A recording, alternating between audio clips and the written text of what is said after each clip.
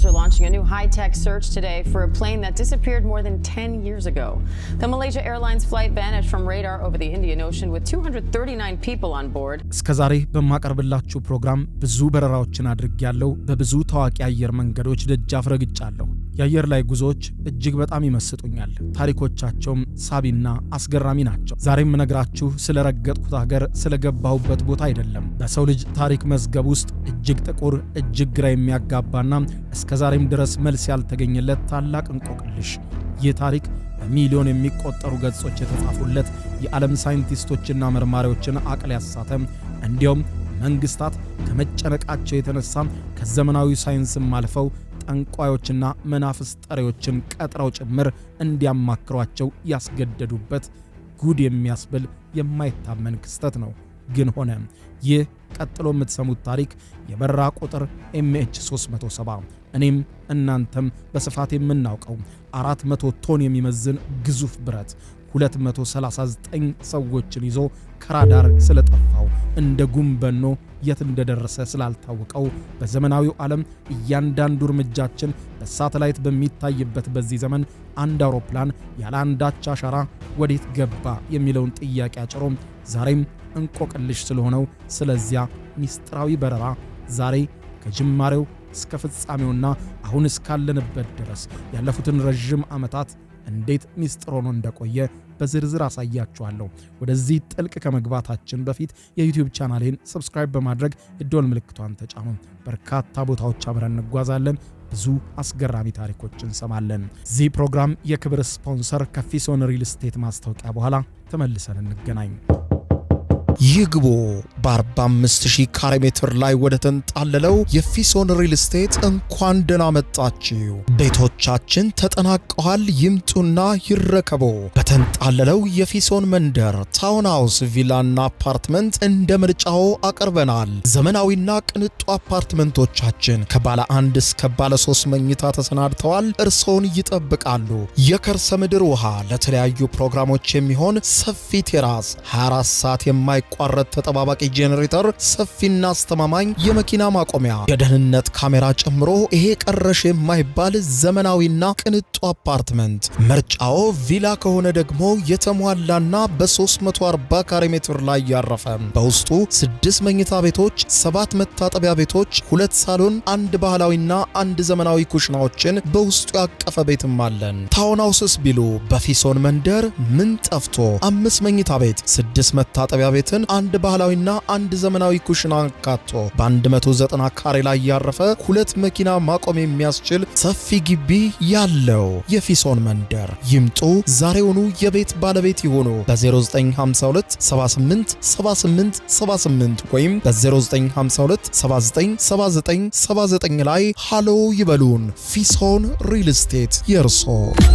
How is it possible for an airline to disappear out of thin air?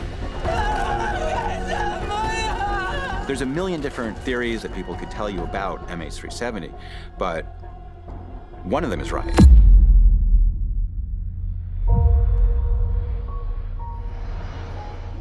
እንደ አውሮፓውያን የዘመን አቆጣጠር ማርች 8 2014 ዓመተ ምህረት እኩለ ሌሊት ላይ በማሌዥያ ዋና መዲና በኳላላምፑር ዓለም አቀፍ አየር ማረፊያ አየር ሁኔታው ፍጹም ሰላማዊ ነበር።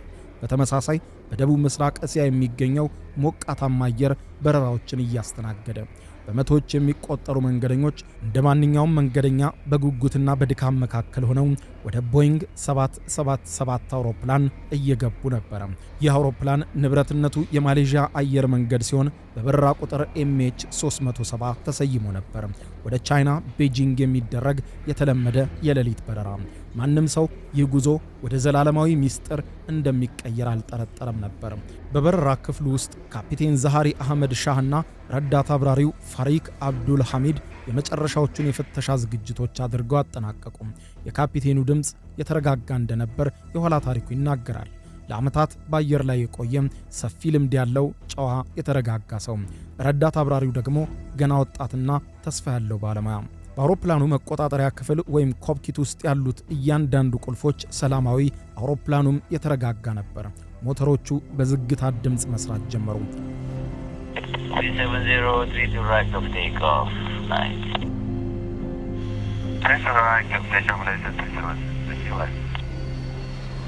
አውሮፕላኑ እንደተለመደው እንደተያዘለት እቅድ ከመሬት ተነስቶ ወደ ጥቁሩ ሰማይ ሲወጣ በመሬት ላይ ያሉ መብራቶች ቀስ እያሉ እየራቁ ሄዱ። ከላይ ከሰማዩ ላይ ሰላማዊ ድባብ ሰፍኖ ነበር። አውሮፕላኑን አምነው ከመዳረሻቸው ለመጓዝ 239 መንገደኞች በአውሮፕላን ውስጥ ተቀምጠዋል። አብዛኞቹ መንገደኞች አይኖቻቸውን ጨፍነዋል፣ ተኝተዋል። አንዳንዶቹ መጽሐፍ ያነባሉ፣ ሌሎች ደግሞ ከጎናቸው ካለው ሰው ጋር በዝግታ ይወያያሉ።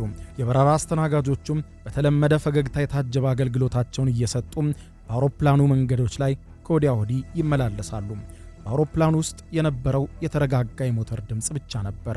ይህ አውሮፕላን በዓለም ላይ ካሉ በጣም አስተማማኝና ዘመናዊ አውሮፕላኖች መካከል አንዱ ነው። በወቅቱም አውሮፕላኑ የታለመለት ከፍታ ላይ ደርሶ በረራውን ቀጥሏል። ኮክፒቱም የተረጋጋና ሰላማዊ እንደሆነ ይገመታል። ካፒቴን ዛሃሪ አህመድ ሻህና ረዳት አብራሪው ፋሪክ አብዱል ሐሚድ ከፊት ለፊታቸው የሚታየውን ሰፊና የጥቁር የደቡብ ቻይና ባህርን እያዩት ነው።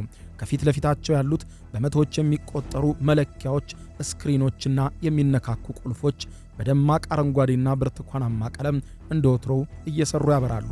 ሁሉም ነገር መደበኛ ነው። ሁሉም ነገር ሰላማዊ። አውሮፕላኑ ወደ ቤጂንግ ለመድረስ ገና 6 ሰዓታት መብረር ይቀሩታል። ከምድር በታች በኳላላምፑር አየር መቆጣጠሪያ ማዕከል ውስጥ ተቆጣጣሪዎች በራዳር ስክሪኖቻቸው ላይ የሚንቀሳቀሰውን ይህንን ትንሽ ነጥብ ይመለከታሉ። ያቺ ነጥብ ኤምኤች 370 ነበረች።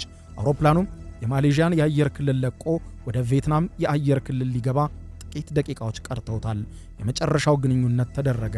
ካፒቴኑ በተረጋጋ ድምፅ እንዲህ አለ፣ ጉድ ናይት ኤምኤች 370 ደህና ደሩ እያለ ነበር። ከዚህ ቃል በኋላ ግን የሆነው ነገር የሰው ልጅ ታሪክን አቅጣጫ የቀየረ፣ ቴክኖሎጂን ጥንካሬ የፈተነና ዛሬ ድረስ መልስ ያልተገኘለት ታላቁ ሚስጥር እዚህ ጋር ጀመረ። አውሮፕላኑ ልክ ወደ ቪየትናም የአየር ክልል ሊገባ ሲል ከራዳር ስክሪኖች ላይ ድንገት ጠፋ። ልክ እንደ ጉም በነነ። ምንም አይነት የአደጋ ጥሪ አልተሰማም። ምንም አይነት የፍንዳታ ምልክት አልታየም። ሰማዩ ዝም ያለ ነበር። ባህሩም ሚስጥሩን እንደያዘ ቀረ። ይህ ዝምታ ተራ ዝምታ አልነበረም። ይህ በሰው ልጅ ታሪክ እጅግ ውድ፣ እጅግ ግዙፍና እጅግ አድካሚ የሆነውን ፍለጋ መጀመሪያ ቀን ነበር። 239 ሰዎች የት ገቡ? ያ ግዙፍ አውሮፕላን እንዴት ያለምንም አሻራ ከምድረ ገጽ ሊሰወር ቻለ? በዘመናዊው ዓለም እያንዳንዱ እንቅስቃሴን በሳተላይት በሚታይበት በዚህ በኛ ዘመን 400 ቶን የሚመዝን ግዙፍ ብረት 200 በላይ መንገደኞችን ይዞ የት ገባ? ወደ ኋላ መለስ ይላል ጅማሬው። በዚያው ዕለት ምሽት በኳላላምፑር ዓለም አቀፍ አውሮፕላን ማረፊያ የነበረው ድባብ ሲታሰብ አውሮፕላን ማረፊያው በሰዎች ተጨናንቆ ቤተሰቦች እየተሰነባበቱ ነበር። ስቅስቅ ብለው የሚያለቅሱ፣ የሚሳሳቁ፣ ፎቶ የሚነሱ። አንዳንዶቹ ለሥራ ወደ ቤጂንግ እየሄዱ ነው። አንዳንዶቹ መንገደኞች ደግሞ ለቱሪዝም ካሰቡበት የእረፍት ጊዜ ተመልሰው ወደ ቤታቸው እየተጓዙ። በአውሮፕላን ውስጥ የነበረው ሰዎች ስብጥር አስገራሚ ነበረ። በአውሮፕላን ውስጥ የተሳፈሩትን ስንመለከት በቻይና ውስጥ የሚከበርን የሥነ ጥበብ ኤግዚቢሽን አጠናቀው ለመመለስ ወደ ቻይና የሚጓዙ 24 ታዋቂ ሰዓሊና ደራሲያን ነበሩ። የሁለት ሕፃናት አባት የሆነውና አዲስ ሥራ ሊጀምር ወደ ቤጂንግ የሚጓዘው ወጣት፣ የጫጉላ ሽርሽራቸውን እያከበሩ ያሉና በቻይና ሽር ብትን ብለው ለመመለስ ያቀዱ ተጋቢዎች። ብቻ በመንገደኞች ውስጥ እያንዳንዱ መዳረሻቸው ላይ ብዙ ሥራ፣ ብዙ ተስፋ፣ ብዙ ግንኙነት የሚጠይቅ ሰፊ ሥራዎች ነበሯቸው። ግን አልሆነም። ይህ የማሌዥያ አውሮፕላን የተለመደውን የተረጋጋ በረራ እያደረገ ከማሌዥያ የአየር ክልል ወጥቶ ወደ ቪየትናም የአየር ክልል ሊገባ ሲል በሚገርም ሁኔታ ከራዳር ጠፋ። ምንም አይነት የአደጋ ጥሪ አልተደረገም። ምንም አይነት የፍንዳታ ምልክት አልታየም። ልክ አንድ ሰው መብራት እንደሚያጠፋው ሁሉ ኤምኤች 370 በቅጽበት ከዓለም እይታ ተሰወረ። We have breaking news right now. Malaysia Airlines confirms it has lost contact with a plane carrying 227 passengers and 12 crew members. በቪየትናም በኩል ያሉት ተቆጣጣሪዎች አውሮፕላኑ ወደ እነርሱ ክልል እንዲገባ ሲጠብቁ አልመጣም። ደጋግመው ጠሩት፣ አልመጣም። ኤምኤች 370 ይሰማል፣ ኤምኤች 370 ድምፅህን አሰማን እያሉ በተደጋጋሚ ድምፅ ላኩለት። ግን አውሮፕላኑ ጋር አልደረሰም። በመሬት ላይ ያለው ጭንቀት በዝግታ ማደግ ጀመረ። መጀመሪያ ላይ እንደ ቴክኒክ ችግር ታይቶ ወደ ራዳር እንዲመለስ ሲጠበቅ ነበር። ምናልባትም የሬዲዮ ግንኙነቱ ተቋርጦ ይሆናል ተብሎ ታሰበ። ነገር ግን ደቂቃዎች ወደ ሰዓታት ተቀየሩ። አውሮፕላኑ ቤጂንግ መድረስ ያለበት ሰዓት ደረሰ። በቤጂንግ የአየር ማረፊያ ቤተሰቦች በጉጉት ይጠባበቃሉ። የመዳረሻ ሰሌዳው ላይ የበረራው ሁኔታ ዘግይቷል ወይም ዲሌይ የሚል ምልክት ታይቶ ጥቂት ቆየ። ከዚያም በቃላት ሊገለጽ የማይችል ፍርሃት በቤጂንግ አየር ማረፊያ ውስጥ መፋፋም ጀመረ። የሰው ልጆች በፈጠሩት እጅግ ረቂቅ የቴክኖሎጂ የታጀበ አውሮፕላን እንዴት ያለምንም አሻራ ከምድረ ገጽ ብትን ብሎ ጠፋ? በዚያች ሌሊት በበረራ ክፍል ውስጥ ምን ተከስቶ ሊሆን ይችላል? ረዳት አብራሪውስ መደበኛ ስራውን እያከናወነ ነበር ወይስ ካፒቴኑ የሆነ ነገር እያሰላሰለ ነበር? አውሮፕላኑ ወደ አየር ተቆጣጣሪዎች በማይደርስበት ጥቁር ቀጠና ውስጥ ሲገባ ምን አይነት ውሳኔዎች ተላለፉ? ይህ ሁኔታ ሁሉ መተንተን የሚጀምርበት ሰዓት ደረሰ። በኳላላምፑር የሚገኙት ባለስልጣናት መጀመሪያ ላይ ግራ ተጋብተው ነበር። መረጃውን የሚመጣው በጠብታ ነበር። የጠፉበት ቦታ የት ነው አይታወቅም። ባህር ውስጥ ወደቀ አውሮፕላኑ ወይስ ተጠለፈ? በማሌዥያ አየር መንገድ ቢሮዎች በኩል ስልኮች ያለማቋረጥ ያቃጭላሉ። ጋዜጠኞች ከያሉበት መሰብሰብ ጀመሩ። የዓለም አይን በሙሉ ወደዚህች ትንሽ ሀገር ማሌዥያ ሆነ። a possibility that this aircraft make a turn back, but we are not sure whether it is the same aircraft. ማሌዥያ ባለስልጣናት በሰጡት የመጀመሪያ ጋዜጣዊ መግለጫ ላይ ድምጻቸው ይንቀጠቀጥ ነበር። ግራ ተጋብተዋል። ወደቀ እንዳይሉ አውሮፕላኑ የት እንዳለ በፍጹም አያውቁም። አውሮፕላኑ የት እንዳለ አናውቅም የሚለውን እውነታ ለዓለም የሚከብድ ነበር። በኋላ አስቸኳይ ቡድን ተቋቁሞ ለሰዓታት አሰሳ ተጀመረ። ነገር ግን አውሮፕላኑ እዚህ ነኝ የሚልበት አንዲትም ቅሪት የለም። ምንም ነገር ማግኘት ሳይቻል ቀረም። በዚህ ጊዜ ምርመራው ይሰፋና አውሮፕላኑ ውስጥ የተሳፈሩ እያንዳንዱ መንገደኞች ታሪክ ወደ ኋላ ይመዘዛል። የአውሮፕላኑ አብራሪዎችም ሆነ የረዳት አብራሪው ታሪክ እየተመዘዘ ሲተነተን፣ የዋና አብራሪው ታሪክ ግን ትንሽ ለየት ያለ ሆኖ ተገኘ። የዋና አብራሪው ካፒቴን ዛሃሪ አህመድ ሻህ ቤት ሲበረበር ድንገት የበረራ መለማመጃ ሲሙሌተር ማሽን ተገኘ። ይህ ማሽን በአንድ ግለሰብ ቤት ውስጥ መገኘቱ በራሱ በዚህ ጉዳይ ላይ ጥርጣሬ ለገባው ፖሊስ ምርመራውን ወደፊት እንዲቀጥል የሚያበረታ ነበር። ካፒቴን ዛሃሪ በሺዎች የሚቆጠሩ የበረራ ሰዓት ያለው በአየር መንገድ ውስጥ የታፈረና የሚከበር መልካም ሰው ነበር። ታዲያ ሲሙሌተሩ በቤቱ ለምን ተገኘ? መርማሪዎች በኋላ ላይ ወደ ቤቱ ገብተው ያንን ማሽን ሲፈትሹ ያገኙት መረጃ ዓለምን ክው ያደረገ ሆነ። ነገር ግን በዚያ የመጀመሪያ ቀን እሱ አሁንም ጠፍቶ የነበረ ጀግና አብራሪ ነበር። በመጀመሪያ 40 ሰዓታት ውስጥ ፍለጋው ያተኮረው ደቡብ ቻይና ባህር ላይ ነበር። አውሮፕላኑ ከራዳር የጠፋበት አካባቢ በደርዘን የሚቆጠሩ መርከቦችና አውሮፕላኖች ባህሩን ዙሪያ ገባውን ያሰሱት ጀመር። በባህሩ ላይ የሚገኝ አንዳች የነዳጅ ዘይት ምልክት፣ የፍርስራሽ ወይም የህይወት አድን ጃኬት ፍለጋ። ነገር ግን ምንም አልተገኘም። ባህሩ ፍጹም ንጹህ ነበር። ልክ MH370 አውሮፕላን በዚያ ቦታ ላይ እንዳልነበረ ሁሉም ባለስልጣናቱ መግለጫ በሰጡ ቁጥር አዲስ ተቃርኖች መታየት ጀመሩ። አውሮፕላኑ ተመልሶ ወደ ማሌዥያ ዞሮ ሊሆን ይችላል የሚል ወሬ በሰፊው ተናፈሰ። ይህ ወሬ በኋላ ላይ እውነት ሆኖ የተገኘው አንድ መረጃ ሲወጣ ነው። የማሌዥያ ወታደራዊ ራዳር መረጃዎችን ሲመረምሩ አውሮፕላኑ በድንገት አቅጣጫውን ቀይሮ ወደ ምዕራብ እንደተጓዘ አሳየ።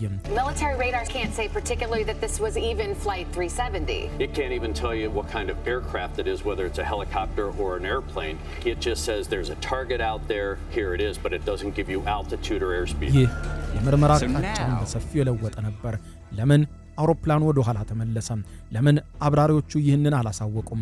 አውሮፕላኑ የማሌዥያ ባህረ ገብ መሬትን አቋርጦ ወደ አንዳማን ባህር ሲያመራ በወታደራዊ ራዳሮች ታይቶ ነበር። ነገር ግን ወታደራዊ ኦፊሰሮቹ በወቅቱ ይህንን እንደ ስጋት አልቆጠሩትም። አውሮፕላኑ የራሳችን ነው ብለው በማሰባቸው በዝምታ ቸል ብለውታል። የወታደራዊ ራዳር ባለሙያዎች በኋላ ላይ ሲናገሩ ድምጻቸው በጥፋተኝነት ስሜት የተሞላ ነበር። በራዳር መስኮቱ ላይ የሚታየው ነጥብ አቅጣጫውን ሲቀይር አይተናል ይላሉ። ነገር ግን ወታደራዊ ያልሆነ አውሮፕላን ስለሚመስል ምንም አይነት እርምጃ አልወሰድንም ይላሉ። ይህ ትልቅ ስህተት ነበር። አውሮፕላኑ በከፍተኛ ፍጥነትና ባልተለመደ ከፍታ ሲበር ማንም ሊያቆመው ወይም ሊያናግረው አልሞከረም። MH370 ልክ እንደ መንፈስ አውሮፕላን በሀገሪቱ ሰማይ ላይ አለፈ። ከዛ በኋላ ግን የሳተላይት መረጃዎች ታሪክን የሚቀይሩ መረጃዎችን አመጡ። ኢንማርሳት የተባለው የብሪታንያ ኩባንያ መርማሪዎች በየሰዓቱ አውሮፕላኑ ከሳተላይት ጋር ያደርገው የነበረውን አውቶማቲክ ግንኙነት በስፋት መረመሩ። ምንም እንኳን የራዲዮ ግንኙነቱ ቢቋረጥም አውሮፕላኑ ለተከታታይ ለ7 ሰዓታት ከራዳር ከጠፋ በኋላ ከሳተላይቱ ጋር ግንኙነት ሲያደርግ እንደነበር አረጋገጡ። ይህ ግኝት በእርግጥም አስደንጋጭ ነበር። አውሮፕላኑ ከራዳር ከጠፋ በኋላ ለሰዓታት በአየር ላይ ቆይቶ ነበር። እነዚህ መርማሪዎች እንደሚሉት ይህንን መረጃ ለመተንተን ቀናት ፈጅቶባቸዋል። ስብስብ በሆነ ምርምር ውስጥ አልፈዋል። አውሮፕላኑ ወደ የትኛው አቅጣጫ እንደበረረ ለማወቅ ሞከሩ። ውጤቱ የሚያሳየው አውሮፕላኑ ከታለመለት የበረራ አቅጣጫ ወጥቶ ወደ ደቡባዊ የህንድ ውቅያኖስ ማምራቱን አሳየ። ወደዚያ አካባቢ የሚሄድ ምንም አይነት የንግድ በረራ በታሪክም የለም። ወደዚያ የሚሄደው ባዶ ውቅያኖስና የበረዶ ግግር ያለበት አንታርክቲካ የሚሄድበት መንገድ ነው። ይህ መረጃ ሲፈታ ዓለም አቀፉ የፍለጋ ዘመቻ አቅጣጫውን በአንድ ጊዜ ቀየረ። ከሞቃታማው የደቡብ ቻይና ባህር ወደ ቀዝቃዛውና ጨካኙ የህንድ ውቅያኖስ መጨረሻ ሄደ። የፍለጋ ስፋት እጅግ ግዙፍ ነበር። በሺዎች የሚቆጠሩ ስኩዌር ኪሎ ሜትሮች፣ የባህር ጥልቀት ደግሞ ሌላው ፈተና ነበር። አንዳንድ ቦታዎች እስከ 6000 ሜትር ጥልቀት ይደርሳሉ። የባህሩ ወለል ተራራማና ገደላማ ነው። የሰው ልጅ እስካሁን ካላከናወናቸው የፍለጋ ሥራዎች አንዱ አስቸጋሪውና ውዱ ነው። ፍለጋው አውሮፕላኑ ከተሰራበትና ከአውሮፕላኑ ዋጋ በብዙ እጥፍ የሚንር በርካታ ገንዘቦች ተፈጀበት። የፍለጋው አዛዦች ሲናገሩ የተስፋ መቁረጥ ስሜት ይታይባቸው ነበር። መርፌን በሳር ክምር ውስጥ የመፈለግ ያክል ነው፣ ከባድ ነው አሉ። የባህሩ ሞገድ እጅግ ኃይለኛ ነው። የባህር ሁኔታው የማይገመት። መርከቦች ለወራት በባህሩ ላይ ሲያስሱ ቆዩ። ምንም ነገር የለም። አውሮፕላኖች ከላይ የተንሳፈፉ በጥልቀት ባህሩን ለማየት ሞከሩ። ማንኛውም የሚንሳፈፍ ነገር ተስፋ ይሰጣቸዋል። ነገር ግን አብዛኛው የሚገኘው የቆሻሻ ክምር ወይም የቆዩ መርከቦች ስብርባሪ ብቻ ሆነ። ምርመራው እየተከናወነ ይሄ ነው የሚባል ነገር ባይገኝም መላምቶች እዚህም እዚያም ይመጣሉ። መላምቶቹ እንዴት ሊሆን ይችላሉ የሚለው ትንታኔ መሰራት ጀመረ። አውሮፕላኑ በሜካኒካል ችግር ምክንያት ተከስክሶ ሊሆን ይችላል የሚለው የመጀመሪያው ግምት ነው። ምሳሌ በድንገት እሳት አጋጥሟቸው ሊሆን ይችላል ይላሉ ተንታኞች። ነገር ግን እሳት ቢነሳ ኖሮ አውሮፕላኑ ለ7 ሰዓታት መብረር አይችልም የሚለው ይህንን መላምት ከመጀመሪያው ውድቅ ያደርገዋል። ሌላኛው የአብራሪው ስነ ልቦና ነው። የካፒቴኑ ስነ ልቦናዊ ሁኔታ በሰፊው ተተነተነ። በቤቱ ውስጥ ባለው የበረራ አምሳያ ላይ ወደ ህንድ ውቅያኖስ የሚያመራ መንገድን ለማብረር በግሉ ሲለማመድ ነበር የሚለው መረጃ ፖሊስ በጥርጣሬውን በዚያ እንዲያደርግና በሰፊው አብራሪው ላይ ምርመራ እንዲሰራ ትኩረት አደረገ። ይህ ራስን የማጥፋት ሙከራ ሊሆን ይችላል አብራሪው ይላል። 239 ሰዎችን ይዞ ወደ ጥልቁ ባህር መግባት የካፒቴኑ ጓደኞችና ቤተሰቦች ይህንን በፍጹም አይቀበሉትም። ምክንያቱም ካፒቴኑ ራሱን ለማጥፋት የሚያደርስ ምንም አይነት የኋላ ታሪክ የለውም። እጅግ በጣም ሰላማዊና ቤተሰቡን የሚወድ ሰው እንደነበር የኋላ ታሪኩ ላይ የተሰሩ ጥልቅ ምርምሮች ያስረዳሉ። ተግባቢ፣ በአየር መንገዱ የሚከበር ረዥም ሰዓት የበረራ ልምድ ያለው። ከዚያም ሌላ እንግዳው ታሪክ መጣ። ሳይንስ ምድሩን ፈተሸ፣ ሰማዩን አሰሰ።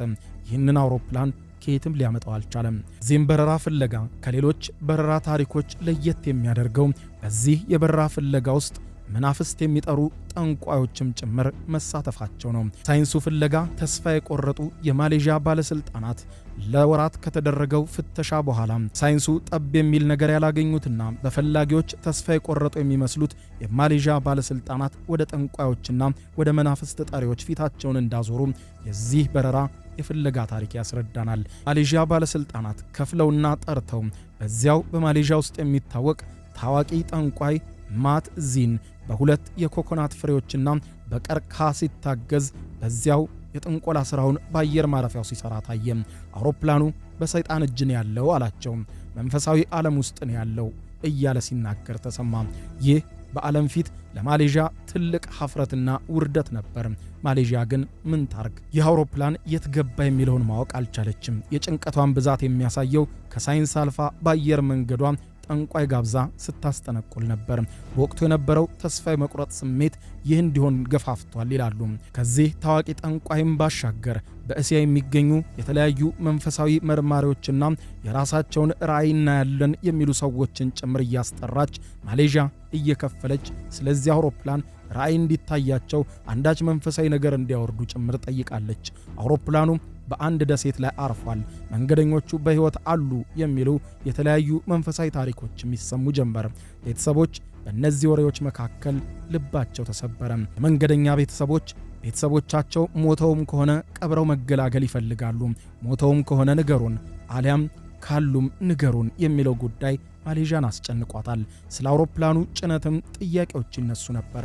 አውሮፕላኑ ውስጥ ምን ተጭኖ ነበር? ከፍተኛ ዋጋ ያላቸው የኤሌክትሮኒክስ ዕቃዎች፣ የሊቲየም ባትሪዎች ወይስ ሌላ ሚስጥራዊ መሳሪያ? አንዳንድ ንድፍ ሐሳቦች እንደሚሉት ከሆነ አውሮፕላኑ ሚስጥራዊ ወታደራዊ ቴክኖሎጂን ጭኖ ስለነበረ በሌላ ሀገር ወታደራዊ ኃይሎች ተመቶ ወድቋል የሚል ነው። ይህ መረጃ እንዳይረጋገጥ ደግሞ በአውሮፕላኑ ስብርባሪ ፈጽሞ ሊገኝ አልቻለም። እነዚህ ሐሳቦች ምንም ማስረጃ የላቸውም። ነገር ግን አሁንም የነዚህ የመንገደኛ ቤተሰቦች መልስ ይፈልጋሉ። ከነሱም በላይ የሳይንሱ ዓለም የአውሮፕላን የት እንደገባ ማረጋገጥ ይፈልጋል። ወታደራዊ ሚስጥሩን ለፍለጋው ትልቅ እንቅፋት ነበር። ጎረቤት ሀገራት የራሳቸውን የራዳር መረጃ ለመስጠት ፈቃደኛ አልነበሩም። ምክንያቱም ወታደራዊ መረጃዎቻቸውን ሰጡ ማለት የራዳር አቅማቸው ምን እንደሆነ ባጭሩ ሚስጥራቸው ይወጣል ማለት ነው። የፖለቲካዊ ፍክክር MH370 በረራን ለማግኘት የሚደረገው ጥረት አዘገየው። እያንዳንዱ ሀገር የራሱን ብሔራዊ ደህንነት ከሰብአዊነት በላይ አስቀደመ። አውሮፕላኑ ከጠፋ ከ2 ዓመታት በኋላ እንደ አውሮፓውያን የዘመን ቀመር በ2016 ዓመተ ምህረት የመጀመሪያው የሚታመን ፍንጭ ተገኘ። በህንድ ውቅያኖስ ውስጥ በምትገኘው ዩሪ ዩኒየን በተባለች ደሴት የባህር ዳርቻ ላይ አንድ የአውሮፕላን ክንፍ ተገኘ። ዓለም ያኔ በሰበር ዜና መረጃውን ሲሰማ በጉጉት ምን ተገኘ ሲል ተመለከተ። The disappearance of Malaysia Airlines flight 370. There is new information coming in that is reshaping the theories. The search was in the wrong area. Where now? The aircraft could be anywhere in these two arcs. The covering are so vast, hundreds of thousands of square miles. ባለሙያዎች በዚያ ብረት ቁራጭ ላይ ምርመራ አድርገው የዛ የተአምረኛ አውሮፕላን የMH370 አካል መሆኑን አረጋግጠናል አሉ። ይህ ግኝት አውሮፕላኑ በእርግጥም በህንድ ውቅያኖስ ውስጥ መውደቁን ያረጋግጣል ይላሉ። ነገር ግን ዋናው አካል ወይም ጥቁሩ የመረጃ ሳጥን ሰንዱቁ የት ነው? በመቀጠልም በሞዛምቢክ፣ በማዳጋስካር፣ በታንዛኒያ የባህር ዳርቻዎች ተጨማሪ የአውሮፕላን ስብርባሪዎች ተገኙ። እነዚህ ስብርባሪዎች የውቅያኖስ ሞገድ አውሮፕላኑ ከወደቀበት ቦታ ሺዎች ኪሎ ሜትሮችን አጓጉዞ ያመጧቸው ነበሩ። ባለሙያዎች እንደሚሉት የባህር ሞገድ አቅጣጫን በማጥናት አውሮፕላኑ የት ሊወድቅ እንደሚችል እንደገና ለማሰስ ፍለጋው ተጧጧፈ። ነገር ግን ውቅያኖስ ሰፊ ነው፣ ሚስጥራዊና ጥልቅ። ውስጡ የገባውን ነገር በቀላሉ አይመልስም። የመንገደኞች ቤተሰቦች ሁኔታው እጅግ ልብ የሚሰብርና የሚነካ ሆነባቸው። ለዓመታት የቆየ ጥበቃ፣ አንዳንዶች አሁንም ቤታቸው ውስጥ የሚወዱትን ሰው ልብስ አጥበው ይጠብቃሉ። በሩ ሲንኳኳ ምናልባትም እሱ ወይ እሷ ይሆኑ ብለው ይደነግጣሉ። የቀብር ስነ ስርዓት ለማድረግ እንኳን አስክሬን የለም። ይህ ያልተዘጋ ሰፊ ቁስል ሆነ። አንዲት እናት ስትናገር አጥንቱን እንኳን ብናገኝ ሰላም አገኝ ነበር ብላለች። የመንግስት ባለስልጣናት እንደሚሉት ፍለጋውን ባቆሙ ቁጥር ቤተሰቦች ተቃውሟቸውን ያሰማሉ። በኳላላምፑር አደባባዮች ላይ ቆመው እውነቱን ንገሩን እያሉ ያምጻሉ። ዛሬም ቢሆን በMH370 ትልቅ እንቆቅልሽ ሆኗል። ሳይንቲስቶች አዳዲስ የሳተላይት ትንታኔዎችን ያደርጋሉ። የግል ድርጅቶች በራሳቸው ወጪ ፍለጋን ለመቀጠል ይሞክራሉ። ነገር ግን ጊዜው በሄደ ቁጥር ተስፋው እየደበዘዘ ይሄዳል። እንኳን የአውሮፕላኑ የተለያየ ክፍል ስብርባሪዎች በዳርቻ ላይ ተገኝተው አሁን የአውሮፕላን መርማሪዎች አውሮፕላኑ በህንድ ውቅያኖስ ላይ እንደተከሰከሰ እርግጠኛ ቢሆኑም ነገር ግን ያንን ነገር በትክክል የሚያብራራ ነገር አላገኙም።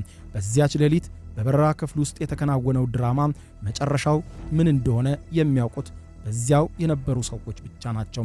አውሮፕላኑ ከራዳር የጠፋበት ሁኔታ ሚስጥራዊና አነጋጋሪ ነው። ምክንያቱም የአውሮፕላኑን ራዳር ማጥፊያው በራሱ የሚጠፋበት እድል በጣም ጠባብ ነው። ካልሆነ የአውሮፕላን አብራሪዎች ናቸው ሊያጠፉት የሚችሉት። አውሮፕላኑ አሁንም የሆነ ቦታ ከ1000 ሜትሮች የባህር ውሃ በታች በጨለማና በቅዝቃዜ ውስጥ ተኝቷል ተብሎ ይታመናል። ዓለም ግን MH370ን አትረሳውም። ምክንያቱም ይህ ታሪክ የአውሮፕላን መጥፋት ታሪክ ብቻ አይደለም። የሰው ልጅ ደካማነት፣ የቴክኖሎጂ ውስንነትና የቤተሰቦች የማይጠፋ የፍቅር ታሪክ እንጂ። የሰው ልጅ ሁልጊዜ መልስ ይፈልጋል። ነገር ግን አንዳንድ ጊዜ መጥፎ መልስ ላለመስጠት ይወስናል። በዚያ ጥልቅ ውቅያኖስ ውስጥ ያለው ዝምታ እጅግ ብዙ ነገሮችን ይነግረናል። ስለ በረራው የመጨረሻ ደቂቃዎች፣ ስለ ተጓዦቹ የመጨረሻ ትንፋሽና ስለ ቀረው ሚስጥር ስናወራ በMH370 ታሪክ ውስጥ እንደ ትልቅ ጠባሳ የሚኖር ብዙ ታሪክ አለ። አውሮፕላን ከኳላላምፑር እስካሁን እንደተነሳ ነው። ያረፈበትም የደረሰበትም አልታወቀም። በረራው ሲጀመር ካፒቴኑ የተናገረው መልካም ሌሊት የሚለው ቃል አሁን ሌላ ትርጉም አለው። ለ239 ነፍሳት ያቺ ሌሊት መቼም አላበቃችም። የጠዋቷን ብርሃን አላዩም። የቤተሰቦቻቸውን እቅፍ አላገኙም። የቤጂንግን መሬት አልረገጡም። ከነርሱ የቀረን ትዝታና በባህር ዳርቻዎች ላይ የተገኙ ጥቂት የብረት ስብርባሪዎች ብቻ ናቸው። ይህ ታሪክ የሚያስተምረን ነገር ቢኖር በዓለም ላይ ምንም ያህል ብንራቀቅ፣ ምንም ያህል ብንጠበብ ለተፈጥሮና ለማይታወቁ ኃይሎች ተገዢ መሆናችንን ነው ይላል አንድ ጥናት። አንድ ግዙፍ አውሮፕላን በዓለም ዓይን ፊት ተሰወረ ሲባል እንዴት የሚለውን ጥያቄ መመለስ አለመቻል ለሳይንስ ፈታኝ ነው። ወደፊት ስንመለከት ፍለጋው ሊቀጥል እንደሚችል የሚጠቁሙ ምልክቶች አሉ። አዳዲስ የባህር ውስጥ ሮቦቶችና የድምፅ ሞገድ ቴክኖሎጂዎች ጥቅም ላይ እየዋሉ ነው። ነገር ግን ዋናው ጥያቄ አውሮፕላኑን ካገኘነው በኋላ የሚመጣው መልስ ምን ይሆናል የሚለው ነው።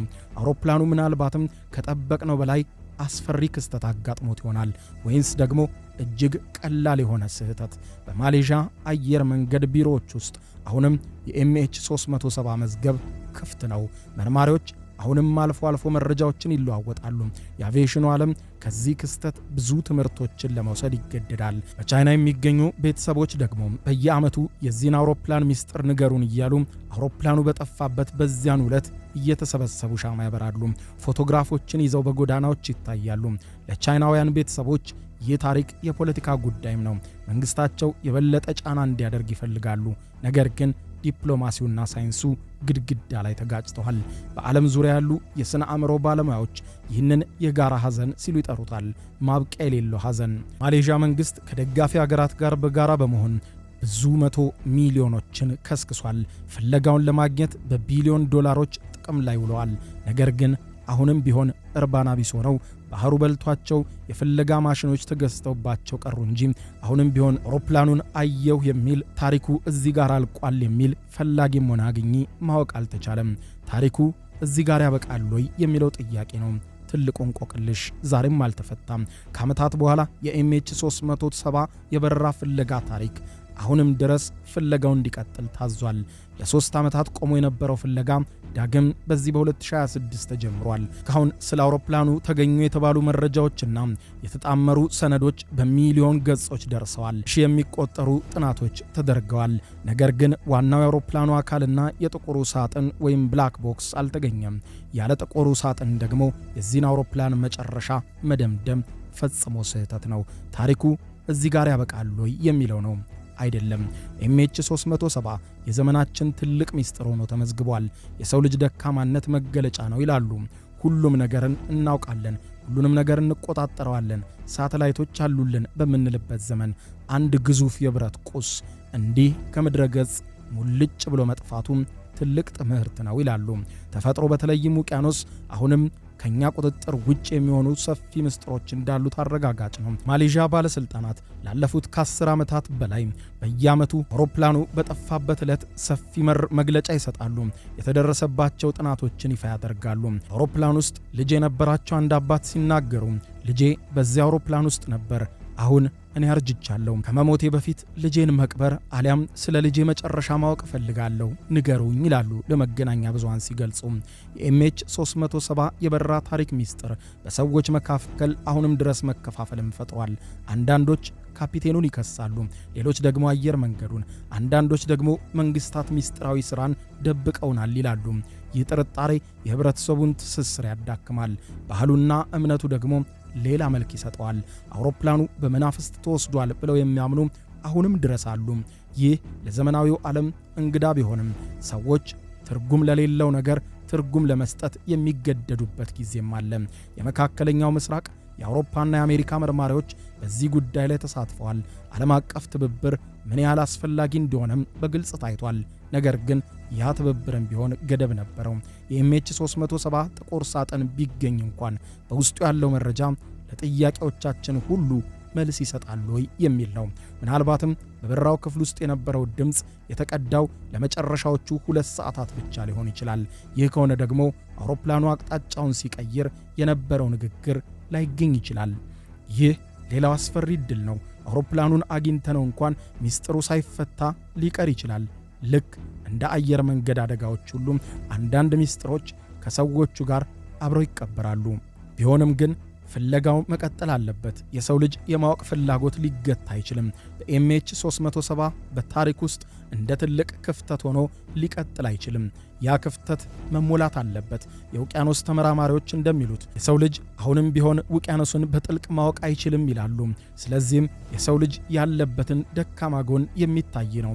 በገዛ ቤታችን ውስጥ አንድ ግዙፍ ነገርን ማጣት መቻላችን ያስገርማል ባይ ናቸው። አውሮፕላኑ ወደ ደቡብ አቅጣጫ ሲታጠፍ ከኮክፒት ውስጥ የነበረው ሰው ምን አይነት ስሜት ነበረው?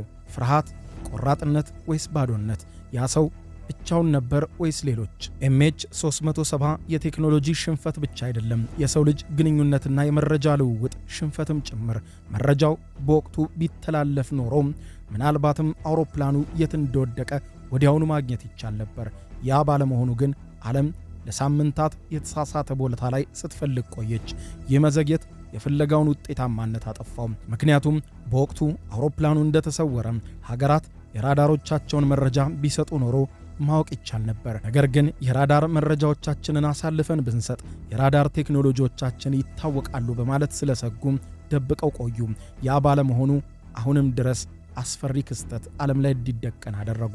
ዛሬ በኤምኤች370 በታሪክ መጽሐፍት ውስጥ ተመዝግቧል እንደ ትልቅ አደጋ፣ እንደ ትልቅ ሚስጥር። ነገር ግን ለሚወዷቸው ሰዎች እሱ ከመጽሐፍ ገጽ በላይ ነው። እርሱ የጠፋ የጎደለ ወንበር፣ ያልተመለሰ ጥሪ ነው። በቤጂንግ ጎዳናዎች ላይ፣ በኳላላምፑር ገበያዎች ውስጥ የኤምኤች370 መንገደኞች ፎቶግራፍ አሁንም አልፎ አልፎ ተለጥፏል። ያ ፈገግታ፣ ያ ጉጉት ስሜት በዚያ ፎቶ ውስጥ ለዘላለም ወጣት ሆነው ቀርተዋል። ዓለም ወደፊት ተጉዛለች። አዳዲስ ቴክኖሎጂዎች ይመጣሉ፣ አዳዲስ አውሮፕላኖች ይሰራሉ። ነገር ግን ኤምኤች370 ሁልጊዜም እንደ ማሳሰቢያ ይኖራል። ምናልባት የሰው ልጅ ቴክኖሎጂ ማለቂያ አይኖረው ይሆናል። ነገ አዳዲስ ግኝቶችን አግኝቶ ዘላለም ይደበቃል ያለውን ሚስጥር ወዲያውኑ ፈቶ ለዓለም ይፋ ሊያደርገው ይችል ይሆናል። ማን ያውቃል? ኤምኤች370 የሰማይ መንፈስ ሆኗል። በማንም ያልተገኘ፣ በማንም ያልታየ፣ ነገር ግን በሁላችንም ዘንድ የሚታወቅ ይህ ነው። በዚህ ታሪክ ተቃርኖ ፍለጋው ይቆማል፣ እንደገና ይጀመራል፣ እንደገና ይቆማል። ነገር ግን ጥያቄው ሁል ጊዜ አለ። ኤምኤች370 የት ገባ? ባህሩ ግን መልስ አይሰጥም። ሞገዶቹ ብቻ ይንጫጫሉ፣ ነፋሱ ብቻ ይነፍሳል። ዛሬም ኤምኤች370 የት ገባ ብሎ ለሚጠይቅ ማንም መልስ የለውም። አቪዬሽን ታሪክ ውስጥ ብዙ አደጋዎች ተከስተው ያውቃሉ። ብዙ ሚስጥሮች ጊዜያትን ወስደው ተፈተው ያውቃሉ። ነገር ግን የኤምኤች370 የተለየና አስገራሚ ነው። እርሱ የዘመናችን ትልቁም ጥልቁም ጥያቄ ነው። ለምንድነው ራዳሮች ያልተከታተሉት? ለምንድነው ሳተላይቶች በትክክል ያላሳዩት? ለምንድነው ዓለም አቀፍ ድርጅቶች ሊያገኙት ያልቻሉት? እነዚህ ጥያቄዎች የቴክኖሎጂያችንን ድክመት ያሳያሉ። እኛ እንደምናስበው ሁሉን አዋቂም አይደለንም። ባህሩ ደግሞ ታላቅነቱን አሳይቷል። አንድ ግዙፍ አውሮፕላን ዋጥ አድርጎ አላየሁም ብሎናል። በፐርዝ አቅራቢያ የሚገኘው የህንድ ውቅያኖስ ክፍል አሁንም ሚስጥራዊ ነው። የባህሩ ወለል ተራራማ ነው፣ ሸለቆዎቹም ጥልቅ ናቸው።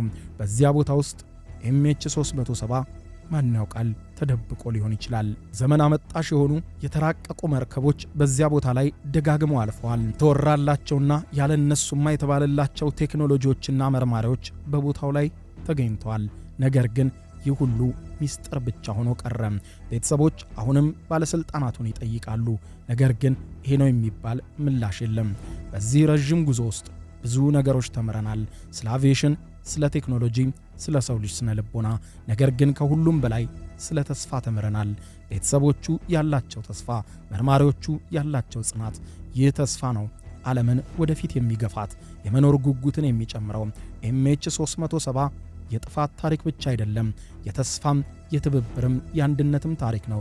እውነቱን ለማግኘት የሚደረግ ጥረት፣ አንድ ቀን የእውነት ይገኛል የሚባል እውነትን የማሳደድ ቀጣይነት። አንድ ቀን MH370 ወደ ቤት ይመጣል፣ በመንፈስም ቢሆን። እስከዚያው ግን በሰማይና በባህር መካከል ያለው ሚስጥር ሆኖ ይቀጥላል። መልካም ሌሊት ብሎ እንደተሰናበተው MH370 አሁንም መልካም ሌሊት ይባላል። ያቺ ሌሊት ግን መቼም በበረራ ታሪክ ውስጥ አትረሳም። ለ239 ነፍሳት ያቺ ሌሊት ዘላለማዊ እንደሆነች ታስቦ ይቆያል። ወደ መንገደኞቹ ስንመለስ አንዳንዶች የራሳቸው የሆነ መጨረሻ እቅድ ነበራቸው። ቤጂንግ ሲደርሱ የሚያደርጉት ነገር፣ አንዱ ሆቴል ለመያዝ፣ ሌላው ቤተሰቡን ለማግኘት፣ ሌላው ደግሞ ስራውን ለመጀመር። እነዚህ እቅዶች ሁሉም በቅጽበት ተሰረዙ። ሕይወት እንዲህ ናት፣ ባልታሰበ ሁኔታ ትለወጣለች።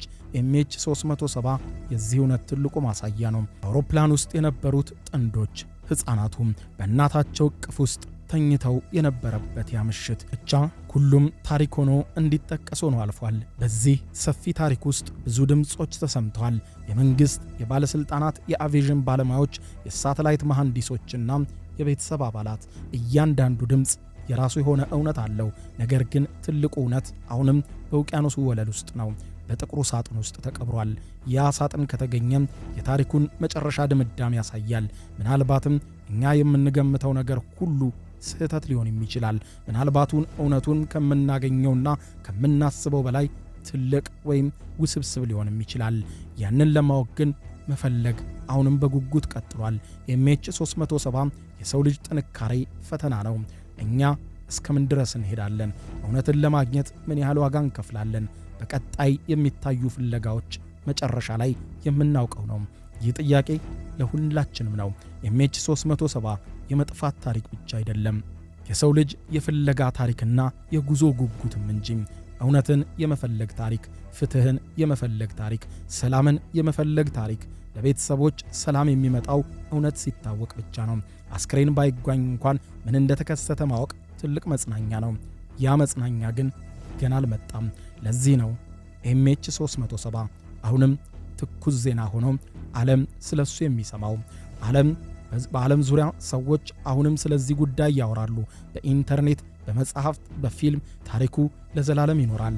እንደ ትልቅ እንቆቅልሽ፣ እንደ ትልቅ ሐዘን፣ እንደ ትልቅ ተስፋ፣ እንደ ትልቅ የፍለጋ ታሪክ በእኛ አይምሮ፣ በእኛ ትዝታ MH370 መቼም የማይወድቅ ሆኖ ተመዝግቧል። ምናልባት ዕድሜ ሰጥቶን በእኛ ዘመን በእኛ ጊዜም ይህንን ታሪክ መጨረሻውን ልንሰማ እንችል ይሆናል። ማን ያውቃል? በዘመናችን ይንቆቅልሽ ተፈቶ እኔ ራሴ በዚሁ የመገናኛ አውታሬ ወደ እናንተ ደርሼ የአውሮፕላኑ መጨረሻ እኮ እንዲሆነ ብዬ የምነግራችሁ ቀን ሊመጣ ይችላል። ማን ያውቃል? የፈለገ ነገር ቢሞት ተስፋ ግን አይሞትም። የነገዋ ፀሐይ ስለኛም ስለነሱም የምትለው ነገር አይታወቅምና ማን ያውቃል ነገን? ይግቦ በ45000 ካሬ ሜትር ላይ ወደ ተንጣለለው የፊሶን ሪል ስቴት እንኳን ደህና መጣችሁ። ቤቶቻችን ተጠናቀዋል፣ ይምጡና ይረከቡ።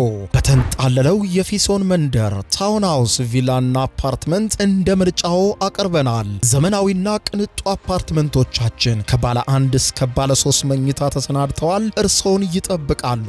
የከርሰ ምድር ውሃ፣ ለተለያዩ ፕሮግራሞች የሚሆን ሰፊ ቴራስ፣ 24 ሰዓት ቋረት ተጠባባቂ ጄኔሬተር፣ ሰፊና አስተማማኝ የመኪና ማቆሚያ፣ የደህንነት ካሜራ ጨምሮ ይሄ ቀረሽ የማይባል ዘመናዊና ቅንጡ አፓርትመንት። ምርጫው ቪላ ከሆነ ደግሞ የተሟላና በ340 ካሬ ሜትር ላይ ያረፈ በውስጡ 6 መኝታ ቤቶች፣ 7 መታጠቢያ ቤቶች፣ 2 ሳሎን፣ 1 ባህላዊና 1 ዘመናዊ ኩሽናዎችን በውስጡ ያቀፈ ቤትም አለን። ታውን ሃውስስ ቢሉ በፊሶን መንደር ምን ጠፍቶ 5 መኝታ ቤት፣ 6 መታጠቢያ ቤት ቤትን አንድ ባህላዊና አንድ ዘመናዊ ኩሽና አካቶ በ190 ካሬ ላይ ያረፈ 2 መኪና ማቆም የሚያስችል ሰፊ ግቢ ያለው የፊሶን መንደር ይምጡ።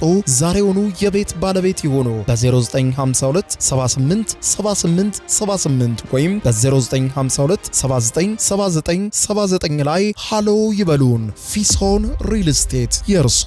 የዩቲዩብ የስኬት ሚስጥሮችን በዝርዝር የያዘው የአቤል ብርሃኑ የወይኗ ልጅ መጽሐፍ ሁለተኛ እትም በገበያ ላይ። ዩቲዩብ ለመጀመር በአጭር ጊዜ ስኬትን ለመቀዳጀት አስበዋል? ዩቲዩብ ብጀምር ስንት ብር አገኘሁም ብሎ አስበዋል? እንግዲያውስ በዩቲዩብ 2 የወርቅ 3 የብር ሽልማቶችን ያገኘው የአቤል ብርሃኑ የወይኗ ልጅ የዩቲዩብ ሚስጥሮች መጽሐፍ በዝርዝር ሁሉንም ያብራራሉታል። ዛሬውኑ ገዝተው ህልሞን እውን የሚያደርጉበትን የዩቲዩብ የስኬት መንገድ ይጀምሩ። በሀገር ቤት አከፋፋይ አዲስ አበባ ሜክሲኮ ኮሜርስ መጽሐፍት መደብር። በውጭ ሀገራት ለምትገኙ ከአማዞን ላይ ብታዙ በቀናት ውስጥ ደጁ ይደርሳል። የአማዞን ሊንኩን እዚህ ቪዲዮ ኮሜንት ላይ ያገኙታል። የዩቲዩብ ሚስጥሮች፣ ዘመኑ ጋር ተፈላጊ መጽሐፍ።